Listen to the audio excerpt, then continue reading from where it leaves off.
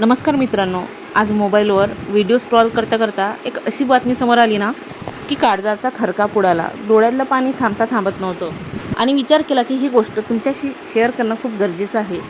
एका छोट्याशा निष्पाप मुलाची ती बातमी होती. आई बाबा आपल्याच कामाच्या व्यापात व्यस्त होते. त्यांना वाटलं मुलगा घरातच खेळत आहे, सुरक्षित आहे. पण त्यांना काय माहीत, ज्या माणसावर त्यांनी विश्वास ठेवला पण तोच माणूस त्याच्या पाठीमागे त्या लहान लेकराचं आयुष्य अंधारात काढेल. हे बघून एकच विचार आला, आपण कुठं चाललोय? आपण लहान होतो तेव्हा कसं वातावरण होतं?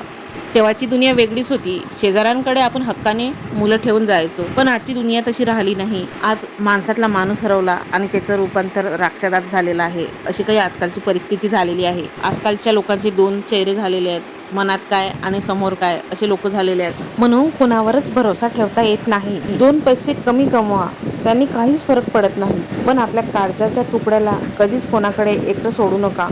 पैसा आज नाही तर उद्या कमावता येईल. आपल्या मुलाला कोणाकडे एकटं सोडू नका. मला काय वाटते नक्कीच कमेंट करून सांगा.